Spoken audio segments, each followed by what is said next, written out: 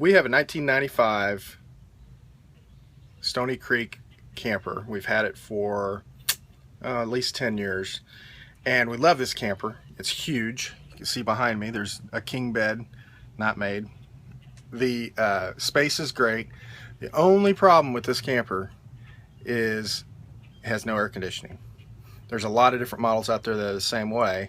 You can see in the top of the roof there's no air conditioning up in the roof, anything like that.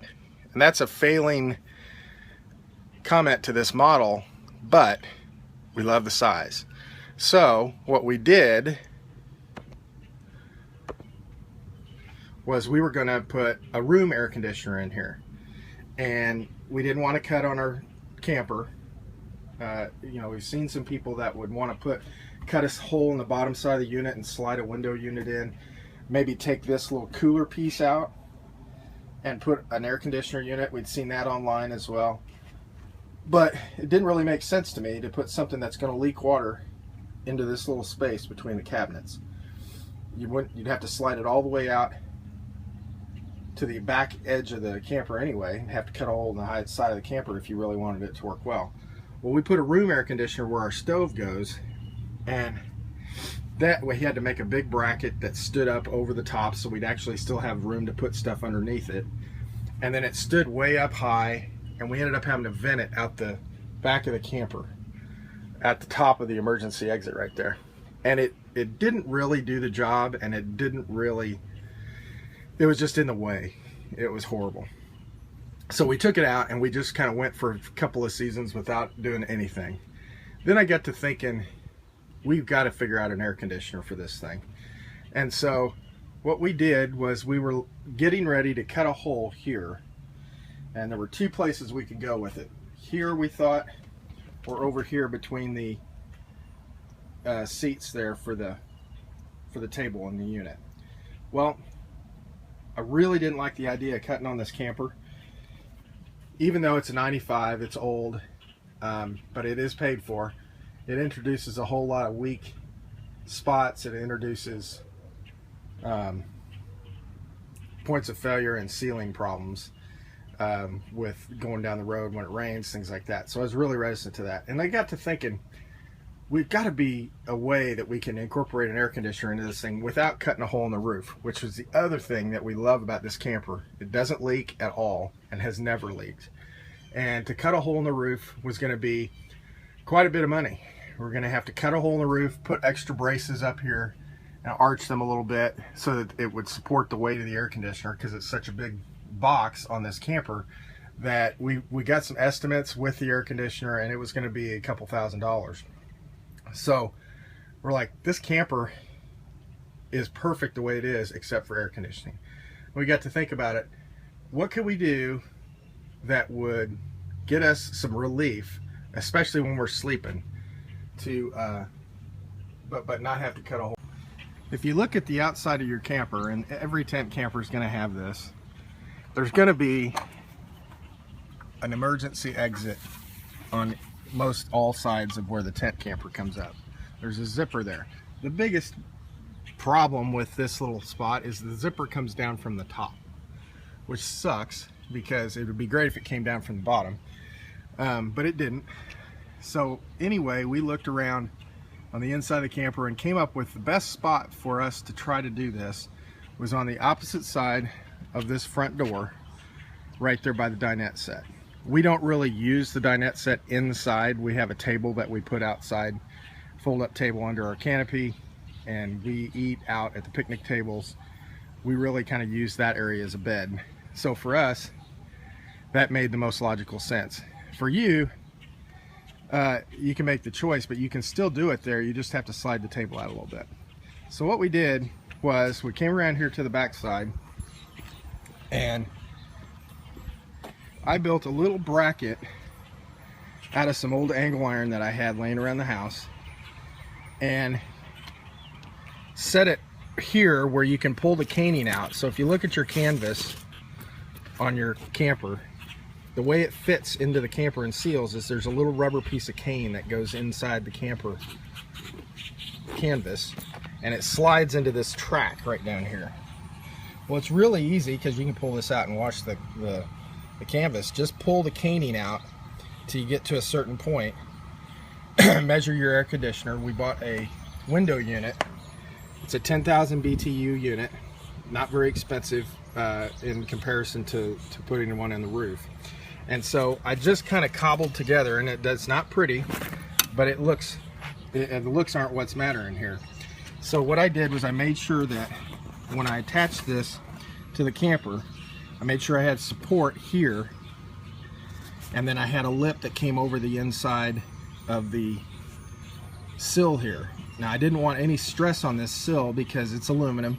Didn't want it to snap off if it got heavy, and I also didn't want this track getting messed up, so that we could also replace the caning when we're not using the air conditioner. So as you can see, I just kind of cobbled together a frame, and you might say, why didn't I put anything here in the middle to support the air conditioner? Well, you really don't want that. You want a place for the water to drip down out of the air conditioner. So what I also did is, we have that stove in there that you saw earlier. We also don't ever take that out. We you know, bought some electric skillets. That's kind of how we use to cook. We've got campfires, we've got a grill, things like that. So we really don't ever use that stove. But what is cool about that stove is it came with the strut that you see underneath this air conditioner. All I did was take the self-tapping screws out of the bracket down there on the other side of the camper and move it over here, measure and drop it down a little bit, and then self-tap those screws back into that side of the frame, and I just used that strut that came with the stove. If we ever want to use the stove, I can go get another piece of aluminum and just rebend a strut for that side, but we don't anticipate doing that. So the big thing you also want to make sure of is, when you build this and put this in place, you want to make sure that when you have your camper set up, I'm set up in my driveway right now, that your camper is perfectly level, and then that this bracket leans back just ever so slightly, so it's not perfectly level. And what I also do is I took some of the foam, and I'm going to glue that down here, and that just kind of seals the air conditioner right here as it's going into the camper. So I'll get this all set up, and we'll show you what we did next with our canvas. Okay, we've gotten the canvas taken apart. We unzipped it from the bottom here all the way up. Actually, it goes from the top down. And so what we've done is we've taken and bought fabric Velcro, heavy duty fabric Velcro, and just Velcro this shut. I do have a little clamp here that I put on just to keep the stress point closed, but that's about as sealed as it was going to be with the zipper anyway. And then down here we've put Velcro right on the side of the air conditioner. You can buy that at any store. And then we've got Velcro on the inside again, and we just go down like we would, like everything else in this camper is. Just Velcro that to the side of the air conditioner up, right? And so then we've put Velcro across the top here, and you'll see in a minute when we get down. And then down the other side we've got a little gap here, which we'll address later. But I've pushed the caning in on the camper as far as we need to go. I can even go just about an inch if I wanted to, but we'll do that later. And so as you see, the air conditioner sits really well on here. This is a 10,000 BTU unit. You could probably go 12,000 and get a little more out of it, but it works pretty well. And it will drip right out through the bottom of that pan.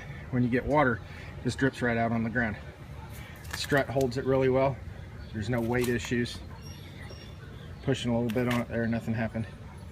So we'll go inside and show you how we took care of the inside. So the final product outside, if you look, we put Velcro at the side of the unit. We cut a piece of plastic back water resistant tarp and we Scotch guarded it.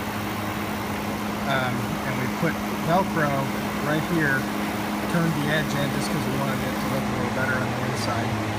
And And it's not a blue tarp, it's a fabric tarp, so it looks a little bit better. We've got our Velcro going all the way up, keeps that tight. And then we have Velcro down the other side. On the inside, we've got another piece that comes in here. And it's Velcroed down to seal up. And just in the inside, we've got some Velcro against the membrane that holds the inside of it up. I'll show you on the inside in a minute. If you look at it, the air conditioner's running. You've got plenty of room for the water to drip out underneath. It's not leaning in. You don't want to have that thing tilted up because the water will want to lean in and go down in here back behind your sill. So we'll take a look at the inside. Okay, right now outside, this is going to be a hot Saturday. It's about 85 degrees outside right now. And it's about 10 o'clock in the morning, something like that. We've been finishing this up. So we'll go inside and show the inside here. So when you get inside, we've got it set at 75 degrees. It's only been running for about 20 minutes. And we're at 77 right now on our remote. And if you pull it back to look, we just took that tarp and we put some Velcro up there. It's sticky Velcro. You can just stick it up there. It sticks. We turn the seam inside just so it looks a little bit better. You can just pull that off. You have a piece of Velcro on your membrane, yeah, but it's a lot better than last year. We don't have this done. We don't have that done yet, but we're going to put a piece of Velcro down the side here, and we'll just Velcro on the bottom. And right down here, I'm going to cut a little notch out of the deal there so that we can string that cord down behind the table, because we use this as a bed area. 75 degrees. It does get it down to 75. We're going to see how good it does today. It's supposed to get up to 95. Get a 95 today. And we're not looking for 72 degrees. We're looking for something that's a climate change from outside. And I think we've got her figured out. We can still use our curtains, slide those over. People want to change clothes, all that good stuff. But I think we figured it out. Okay, and finally, you might ask, what would we do on the outside if there was a storm or some rain? Now, we camp in a really shady